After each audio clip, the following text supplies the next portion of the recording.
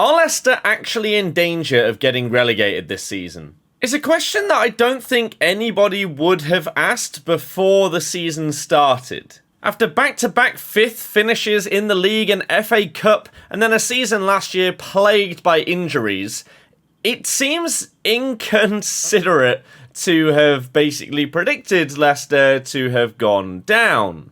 However, the start of the season has been dreadful. No signings have been made, and we are now the only team in, I think, Europe's top 8 leagues that have not made a single signing, which is insanity. Now, this isn't due to a lack of money. I feel like there's a bit of a misunderstanding from people as to why this is the case.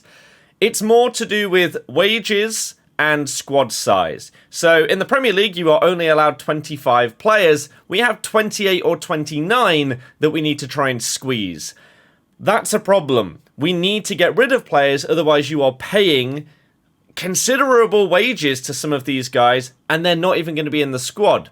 For example, some of the signings that came in last year, like Vestergaard and Ryan Bertrand, are on over 50 grand a week and don't play. Bertrand was injured for basically the whole season, and Vestergaard was just pretty rubbish.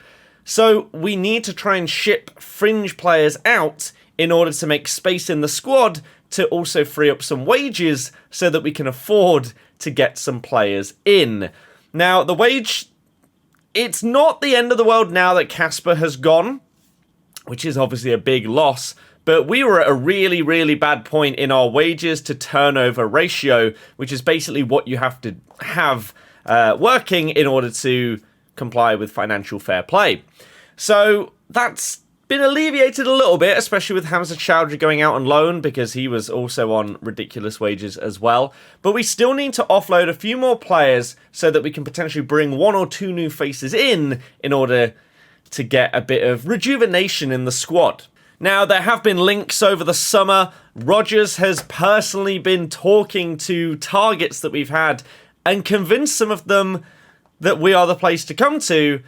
But then we haven't been able to get rid of these other players, and so we've been stuck.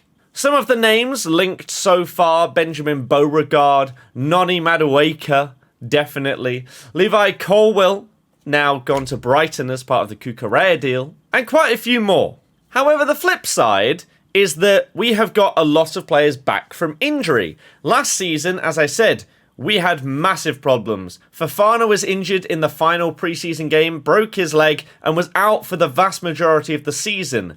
We had massive problems at centre-back, and so we had to play Ndidi out of position, which then made our midfield weaker, whilst also playing a person at centre-back that doesn't really fit that position. So we were struggling, and it was really, really bad, and has been for about 2 years we haven't been able to field the starting 11 that we'd want to due to injuries. Last season was a culmination of just, I guess, a lot of games over the previous couple of years and stuff like that, being in multiple competitions. It was a struggle, and we really, really couldn't deal with the amount of injuries that we were getting.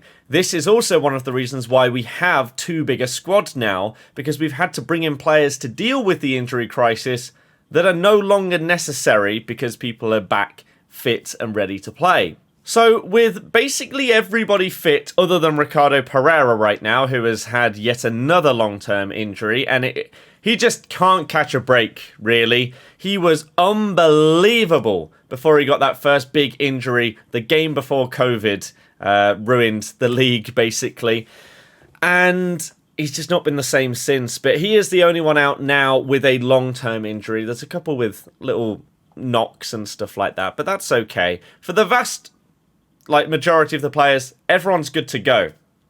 So, as cliche as it is, you can say that having XYZ back from injury are like new signings. And it is genuinely true. Having Fofana, which we'll get to in a second, back for a full season would basically be like a new signing compared to last year, because we massively missed him. However, some of those players are now linked away. And so, whilst we have had our starting 11, really, for the first couple of games, They haven't done that well, and now it looks like we may be losing a couple of big names from the squad. Fofana is the biggest one by far. If he was to go, then it would be for basically a world record fee for a defender, eclipsing the Maguire deal. Pretty crazy that we're going to have the 2 most expensive centre-backs of all time. Madness, really, isn't it, for little old Leicester? But he'd be going for about 80 mil to Chelsea. I'm still not sure whether I think it will happen or not. I don't know whether they are desperate enough to go to that world record level. Obviously, he has been unsettled, and that is the reason why you've seen in the recent games he's not been playing. He's been in the stands watching instead because, as Rodgers has said, his head isn't in the right space in order to play. And the same can be said for Tielemans. However, he was brought on as a sub, despite not starting because his head isn't in the right place. I'm not sure why he played at all, if that's the case. Surely he could have brought on Dennis Pratt or someone like that instead. Don't know. But Tielemans could also go late on in the window to Arsenal, and I don't believe that anybody really would be surprised by that either. Maybe even Man U or Liverpool to come in late in the window. Man United missing out on Frenkie. Liverpool have a midfield crisis, and that's actually potentially what my video tomorrow is going to be talking about, because they're all over the place right now. So I'd be surprised if Yuri stays. We're looking at about 30 mil for him. But again, the money itself doesn't really change that much because we still need to get rid of more players to be able to bring people in, unless we are going to be okay with sitting out some fringe players outside of the squad and still paying them big wages, which is not ideal. So what's going wrong right now? People are fit. We haven't lost our players yet. What's going on with the results? So last night, we went through in the Carabao Cup after beating Stockport, which, if you didn't look at the results and how they happened, you'd be like, oh yeah, of course. Leicester away at Stockport. They're barely in League 2. You'd smash them, right? Even with a second string team. We made 10 changes. They took us to penalties. And it took Everson saving 3 penalties for us to go through. Dreadful. We created a lot of chances, couldn't finish them. And it's worrying. It's really worrying for Brendan, who a lot of people are calling for his head now and saying that his time with us is up. He's taken us as far as he can. He's won us an FA Cup. He's sort of rejuvenated the squad, but is it now time for someone else to come in? A couple of names going around. People want Potter, Poch, potentially. I don't think we'd be able to get either of them, sadly. So if Brendan does go, I'd be very worried as to who would be coming in to replace him. That's my one thing. If you have a great replacement, then I'm not really sure that many fans would be upset at this point to see Brendan go, because the football is just not good enough. For the level of players that we have, the talent and ability that they possess, the football is boring, it's slow, it's repetitive. If you don't watch Leicester that much, you might not know. But The Athletic did a great thing at the end of last season, basically showing the pass maps of teams. And Man City basically had like a perfect hexagon of everybody playing the ball to each other as evenly as possible, really. Ours, centre-backs, side to side, and full-backs and centre-backs. That's basically what we do. We pass it around the back. We don't push forward. We don't try and play balls through the lines. It's like the manager's tactics are to play it safe 99% of the time. Even if there is a really good opportunity to drive through the lines, we'd rather pass it backwards. And in my opinion, I would much rather lose the ball trying something by attacking in the final third, a winger trying to beat his man, trying to dribble, trying a little through ball to Birdie or someone like that, rather than wasting 5 minutes of our time passing it sideways to then lose it in midfield to a sloppy pass anyway. So I think it has to be the manager, right? There's no way that the players of this level and talent would, of their own accord, always look to go backwards or sideways. And so we need faster play. And some of the substitutions that Brendan does are a bit bizarre. It takes off our best player, and then we end up losing or drawing. It's happened twice so far this season. Brentford, first game, Dewsbury Hall got taken off. Southampton, Perez got taken off. In both games, best player. No one knows why he subs them. And same can be said for starting 11s. Why Harvey Barnes basically disrupts the entire system, even if he's not in form, I don't really understand. Why other certain players get to start all the time, I just don't understand. It's really, really weird and very confusing as to some of these decisions and just bizarre. And for an outsider looking in, they'd probably say the same thing, especially with some of the subs that happen in the games.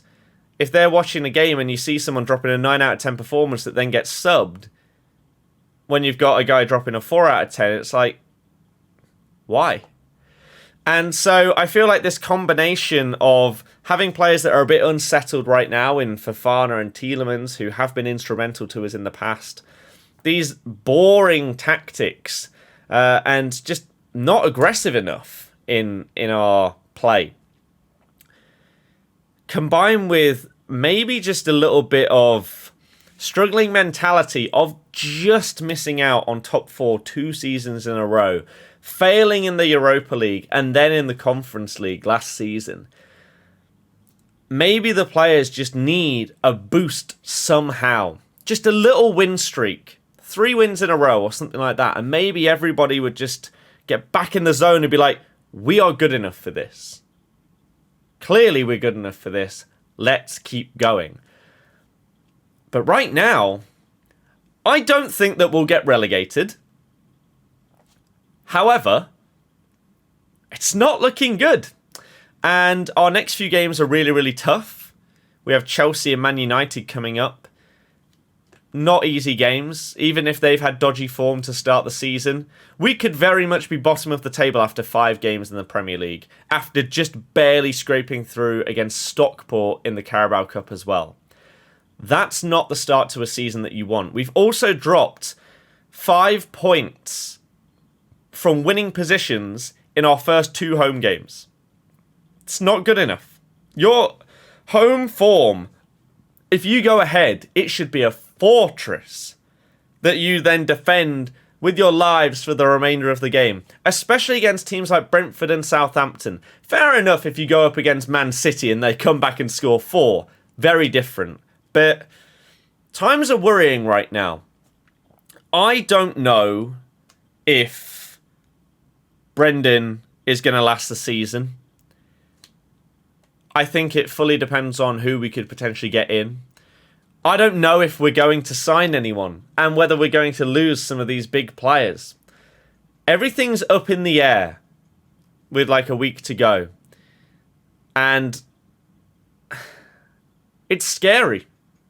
It is scary because we've had such highs. Are we going to go from not just high to then, okay, but from the top all the way down?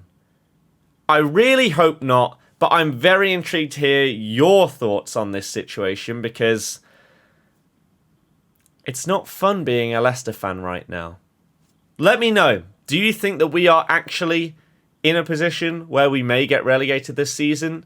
Or do you think that it's just a rocky start, a bit like Arsenal last season? Let me know. But thank you very much for watching. I'll see you guys tomorrow for another one. Goodbye.